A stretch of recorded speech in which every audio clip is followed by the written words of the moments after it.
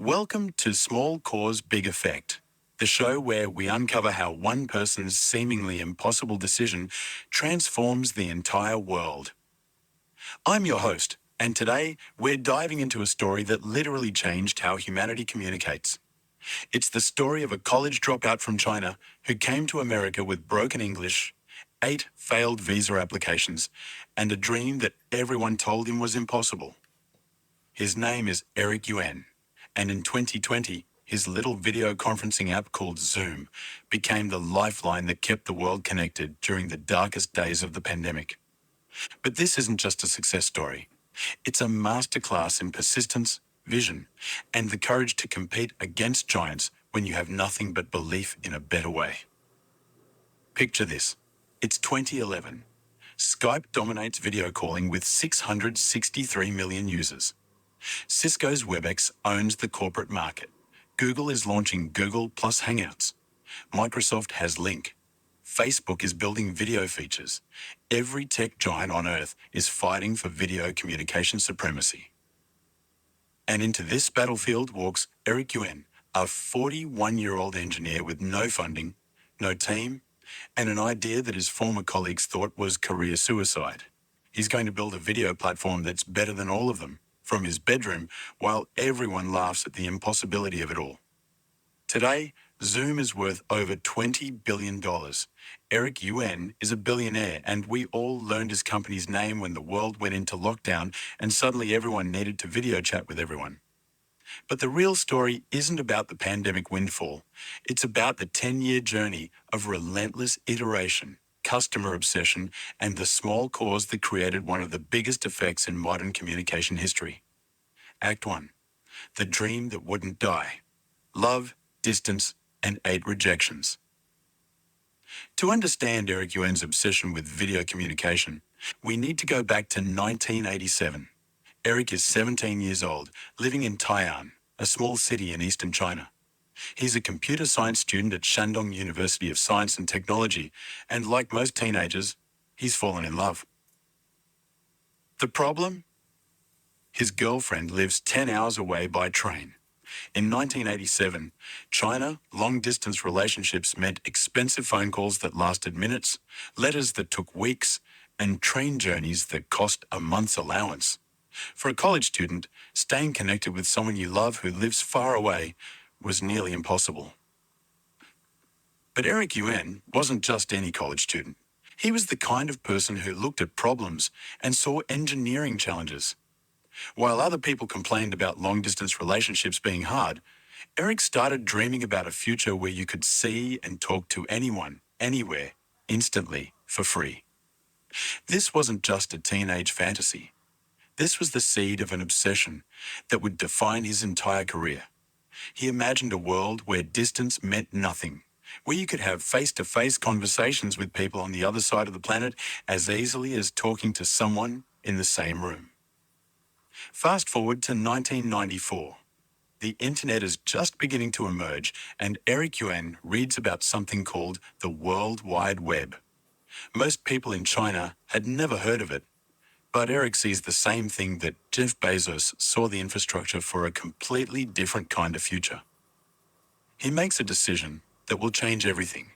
He's going to America to build his video communication dream. There's just one tiny problem getting there. Eric applies for a US visa. Rejected. He applies again. Rejected, again, rejected. This happens 8 times over 2 years. 8 rejections that would have convinced most people to give up and find a nice, stable job in China. But Eric Yuan had something that you can't teach and you can't buy. He had a vision so clear and compelling that rejection felt temporary, while giving up felt permanent. Each rejection wasn't a door closing. It was just practice for the eventual yes. Finally, in 1997, on his 9th attempt, Eric Yuan gets his US visa. He's 27 years old, speaks broken English, has $5,000 in his pocket, and a dream that most people would consider impossible. He lands in San Jose, California, in the heart of Silicon Valley, ready to build the future of human communication. The year is 1997. Most Americans are still using dial-up internet. Video on the internet means grainy, pixelated clips that take 20 minutes to load. The idea of real-time video communication seems about as realistic as flying cars or teleportation. But Eric Yuan doesn't see obstacles.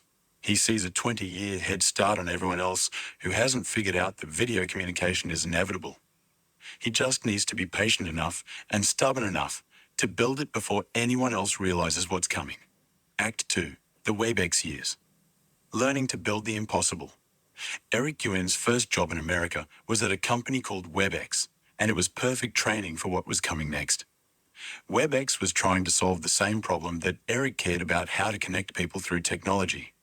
But they were approaching it from the corporate side, building tools for business meetings and presentations. WebEx wasn't glamorous. It wasn't a Google or a Facebook where brilliant engineers became millionaires overnight. It was a practical company solving practical problems for businesses that needed to share screens and have remote meetings. But for Eric Yuan, it was graduate school in the science of human connection through technology. And Eric was exceptional at it, not because he was the smartest programmer or the most charismatic leader, but because he understood something that most engineers missed: technology is only as good as the human experience it creates. While other developers focused on features and functionality, Eric obsessed over tiny details that affected how people felt when they used the software. How long did it take to join a meeting? How many clicks were required? Did the video freeze at the worst possible moment? Did people feel frustrated or delighted when they used WebEx?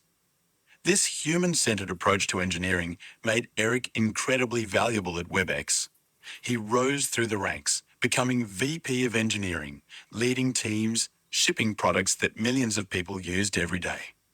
By all external measures, Eric Yuan had achieved the American dream. Successful career, great salary, respected position at a growing tech company. But success felt like a detour, not a destination. Every day at WebEx, Eric saw the gap between what video communication could be and what it actually was. WebEx worked, but it wasn't elegant. It was functional, but it wasn't delightful.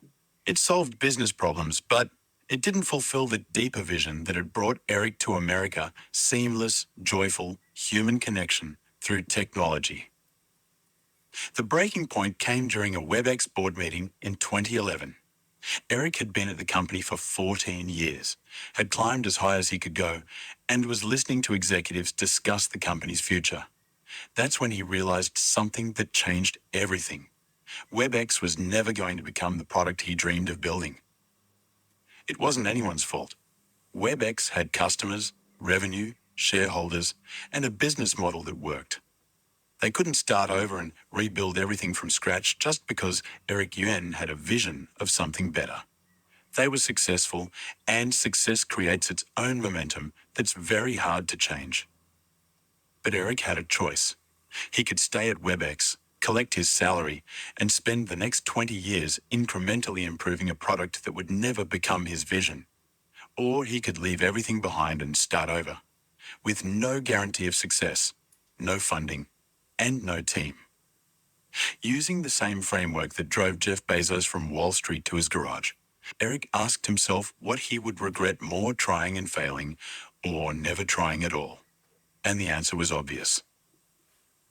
In 2011, Eric Yuan resigned from WebEx to start a company that would compete directly with his former employer.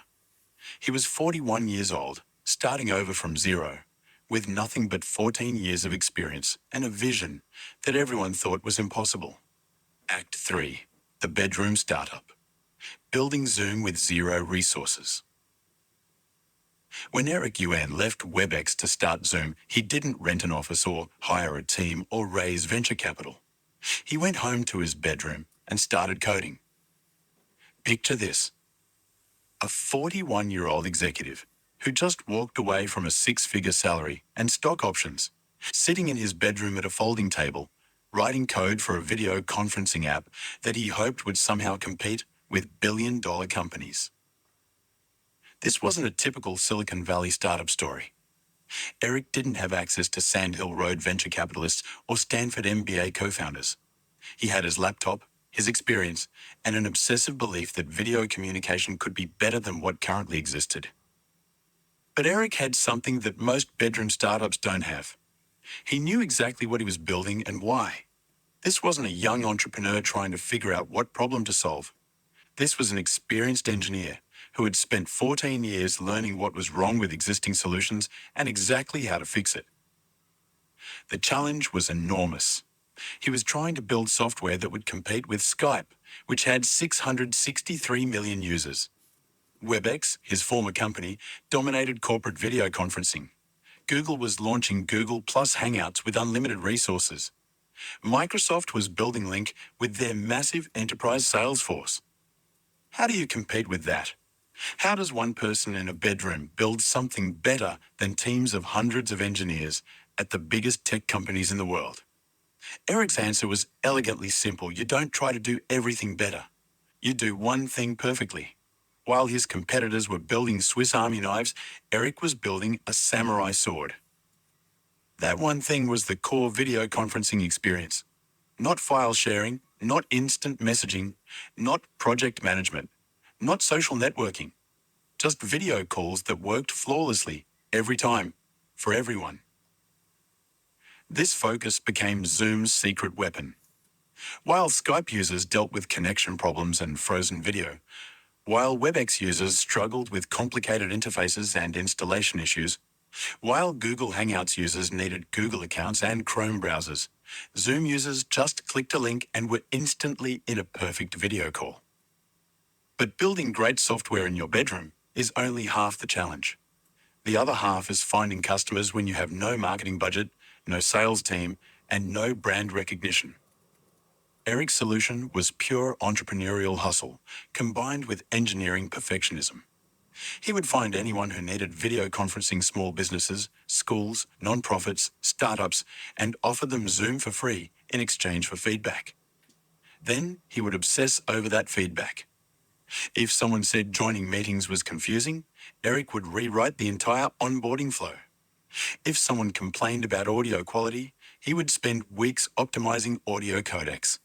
If someone wanted a feature that didn't exist, Eric would build it and deploy it within days. This wasn't just customer service, this was customer co-creation. Eric was building Zoom in partnership with the people who would actually use it, instead of building what he thought they wanted from inside a corporate conference room. Act 4. The David vs. Goliath strategy. Competing with giants.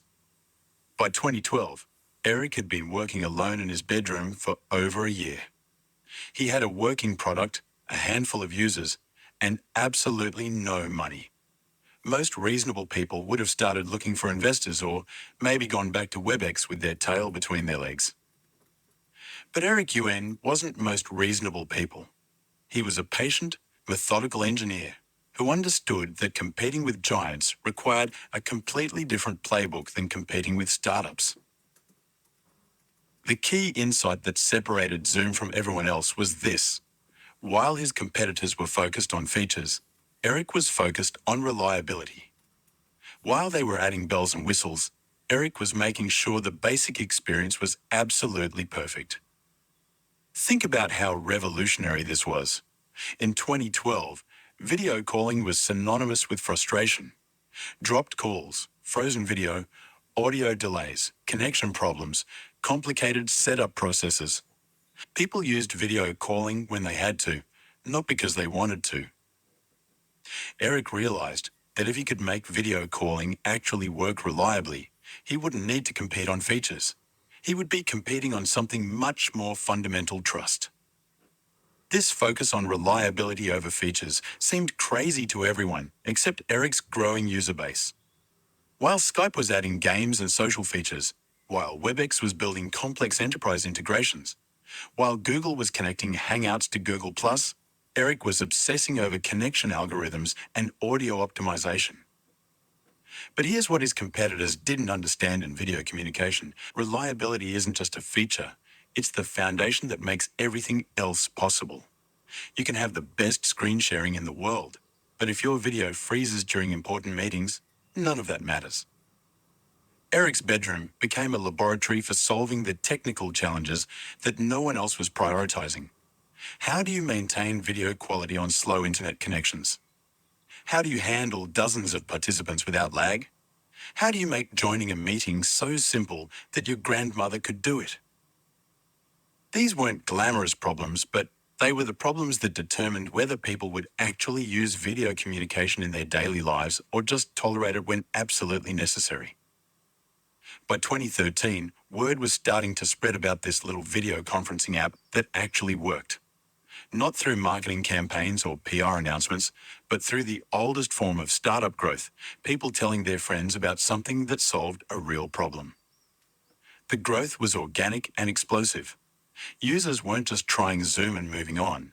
They were switching from Skype, from WebEx, from Google Hangouts, and staying. They were bringing Zoom into their companies, their schools, their families. This is when Eric realized he had something special. Not because investors were calling or because tech blogs were writing about him, but because people were choosing Zoom over free alternatives from billion-dollar companies. When people choose an unknown startup over Google and Microsoft, you know you've built something that matters. But Eric also knew that bedroom startups don't stay bedroom startups forever. To compete with giants long-term, he needed resources, team members, and the kind of infrastructure that could handle millions of users. It was time to leave the bedroom and build a real company. Now, if you're enjoying this story of how one person's obsession with perfect video calling turned into a billion-dollar company that connected the world during a pandemic, you're going to love what we do here at Small Cause Big Effect. Every week, we dive deep into these incredible transformation stories, the small decisions that create massive changes in our world. Hit that subscribe button and ring the notification bell because trust me, you don't want to miss our upcoming episodes about other entrepreneurs who bet everything on seemingly impossible ideas. Asked 5, building the team from bedroom to boardroom. In 2013, Eric Yuan finally left his bedroom and rented actual office space.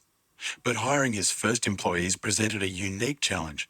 He needed people who were willing to bet their careers on a video conferencing startup that was competing with some of the biggest tech companies in the world. The conventional wisdom in Silicon Valley was that Eric's timing was terrible. Video conferencing was a mature market dominated by established players.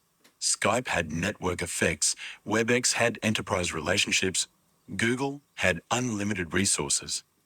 What could a tiny startup possibly offer that would convince talented engineers to join?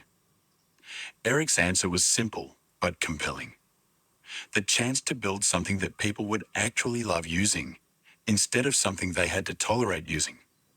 This wasn't just a recruiting pitch. It was a fundamentally different philosophy about technology and human experience. Most software companies optimized for business metrics like user acquisition, revenue per customer, or market share. Eric optimized for user happiness. This difference attracted a specific type of engineer people who cared more about craftsmanship than compensation, who wanted to solve hard technical problems that made people's lives better. The early Zoom team wasn't just building software. They were building a movement around the idea that technology should serve human connection, not complicate it. The team Eric assembled was small but exceptionally talented. Instead of hiring dozens of engineers to build dozens of features, he hired a few exceptional engineers to perfect the core experience. Every person he hired had to pass what became known internally as the grandmother test. Could your grandmother use this feature without calling tech support? This obsession with simplicity and reliability became Zoom's cultural DNA. While competitors were in arms races to add more features, Zoom was in a different race entirely. The race to eliminate every friction point between humans who wanted to connect with each other. The results were measurable and dramatic. By 2015, Zoom had grown from Eric's bedroom experiment to a company with millions of users and a reputation for being the video conferencing solution that actually worked. They were still tiny compared to Skype or WebEx, but they had something their competitors didn't, users who genuinely loved the product. But Eric knew that organic growth and word-of-mouth marketing would only take them so far. To really compete with the giants, Zoom needed two things: they didn't have serious funding and enterprise credibility. This is where Eric's background at WebEx became invaluable. He understood how corporate customers thought about technology decisions. It wasn't enough to build a better product, you had to build a better business that could support enterprise customers with reliability, security, and accountability. In 2015, Zoom raised their first major round of venture capital, $30 million, from Emergence Capital. This wasn't just money. It was validation from experienced investors who believed that Eric's vision of delightful video communication could become a billion-dollar business. But with funding came pressure. Venture capitalists don't invest in lifestyle businesses. They invest in companies that can grow fast and dominate markets. Eric now had the resources to compete with the giants, but he also had the responsibility to prove that Zoom could become a giant itself. Act 6. The Enterprise Breakthrough. From startup to scale. With funding and a growing team, Eric faced the classic startup challenge. How do you scale without losing the things that made you special in the first place? For Zoom, this was particularly tricky because their competitive advantage was based on simplicity and reliability.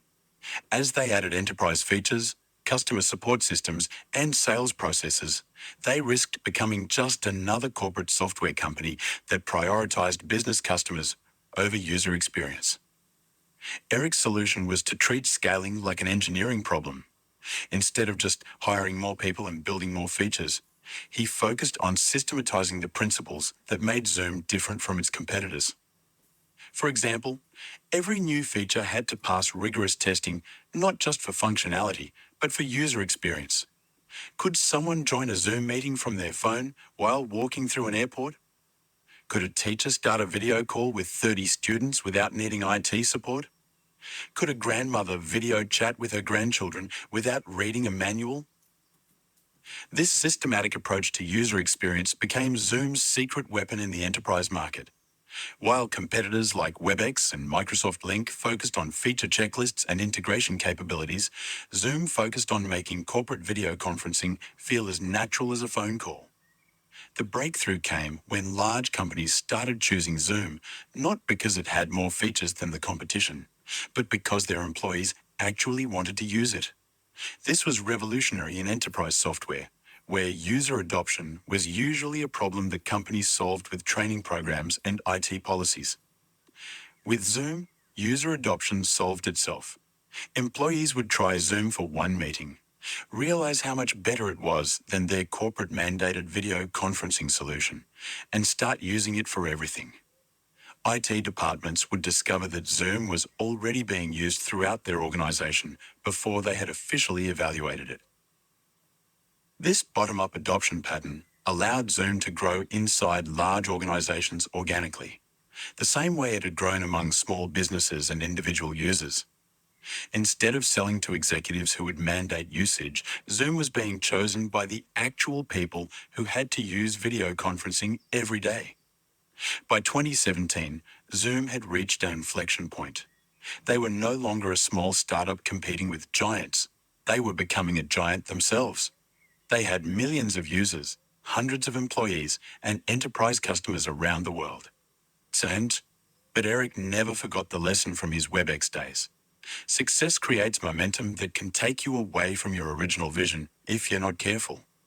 As Zoom grew, Eric instituted what he called customer happiness metrics alongside traditional business metrics.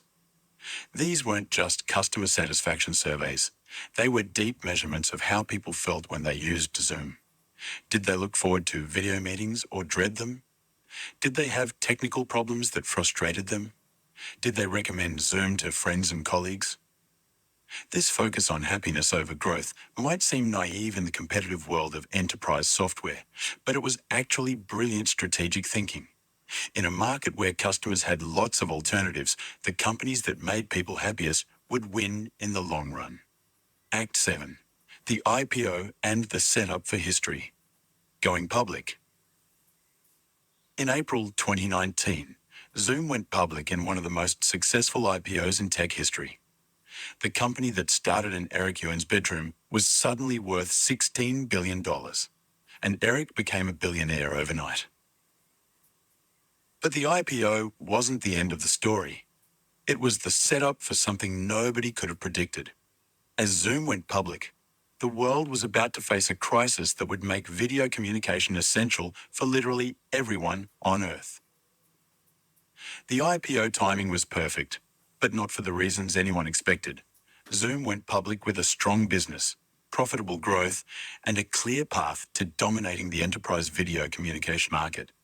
They were competing successfully with Microsoft, Google, and Cisco, and winning based on user experience and reliability. What nobody knew was that within a year, video communication would go from being a business tool used by some companies to being the primary way that humans stayed connected during a global pandemic. But here's what's remarkable about Eric Yuan's story. By the time COVID-19 changed everything, Zoom was already ready for everything to change. They had spent 8 years building infrastructure that could handle massive scale, perfecting user experience that could work for everyone, from tech executives to elementary school students, and creating a company culture that prioritized customer happiness over short-term profits. When the world suddenly needed video communication that actually worked, Zoom was the only company that had been preparing for that moment for nearly a decade. This wasn't luck.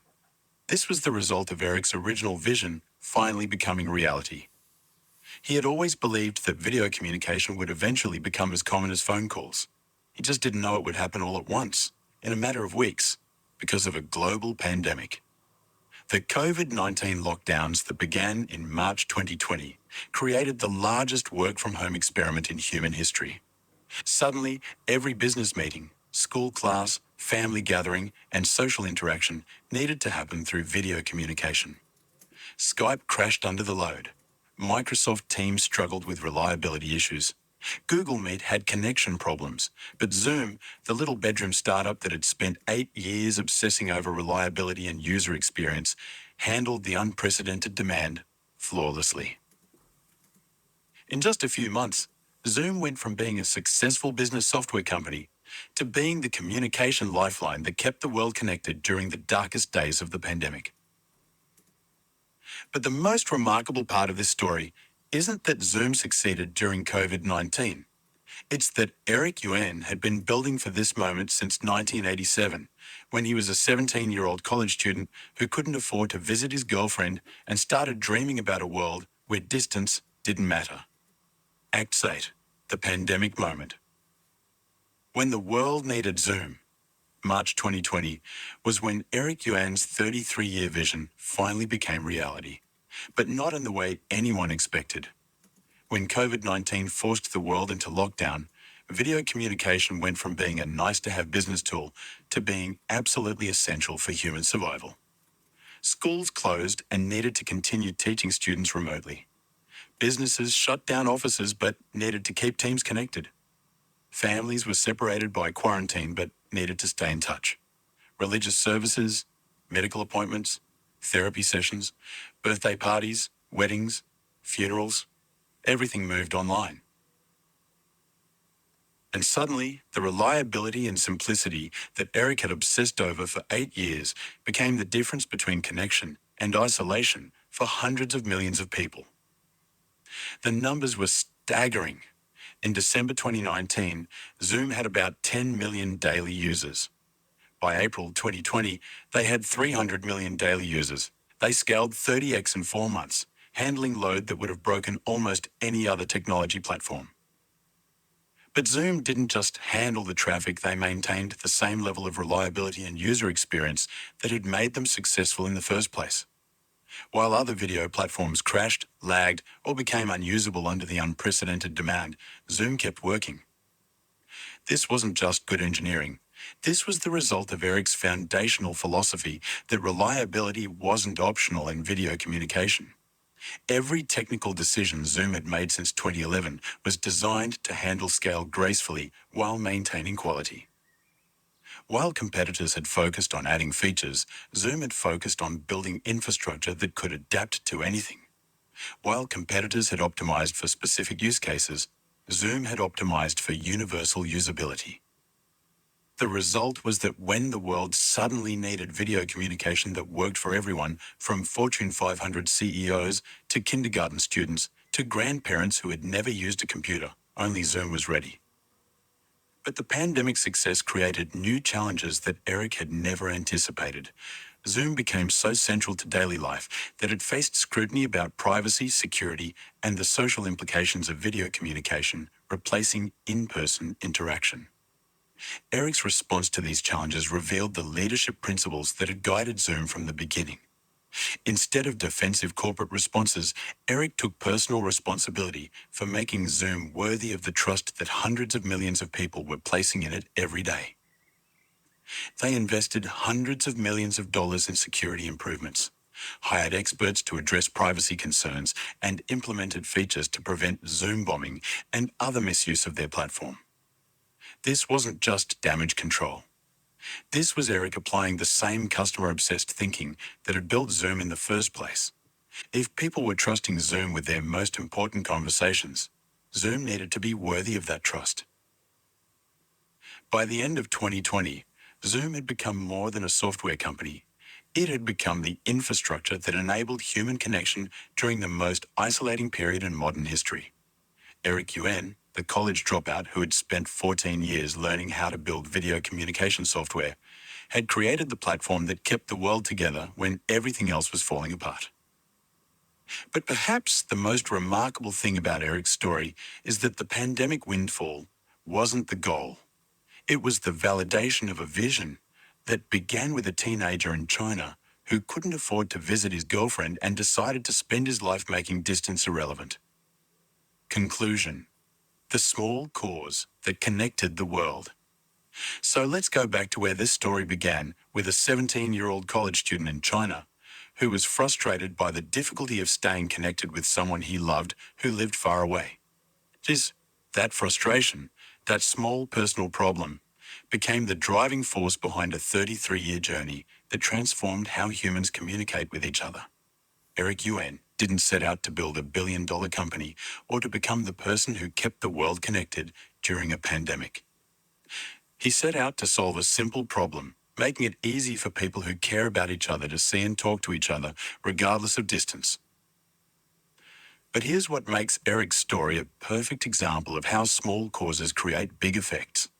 The problem he was solving in 1987 was the same problem he was solving in 2020. The technology changed, the scale changed, the business model changed, but the fundamental human need remained constant. People want to connect with each other. They want to see faces, hear voices, share experiences, maintain relationships across distance and time. Technology should make this easier, not harder. This consistency of vision is what allowed Eric to persist through 8 visa rejections, years of working in his bedroom, competition with tech giants, and all the challenges of building a startup from scratch. He wasn't chasing trends or trying to build whatever investors wanted to fund. He was solving a problem that he personally understood and cared about, which meant he could stay focused on what really mattered even when everything else was changing around him.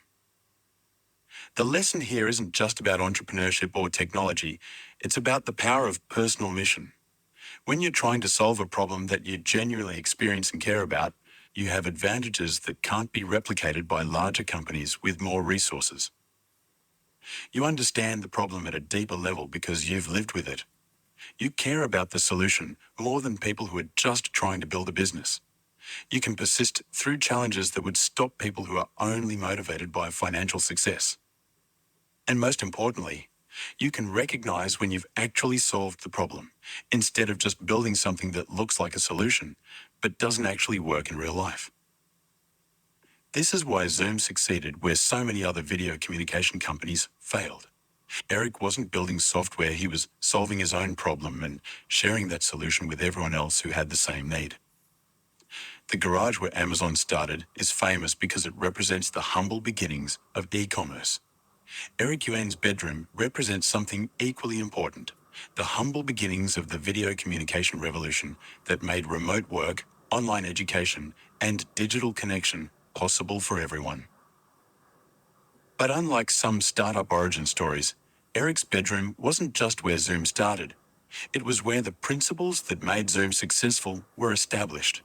Obsessive focus on user experience, prioritizing reliability over features, building for universal usability rather than specific markets. These principles didn't change when Zoom grew from one person to thousands of employees, from 0 users to hundreds of millions. They became the cultural DNA that allowed Zoom to handle unprecedented scale while maintaining the simplicity and reliability that made it special in the first place.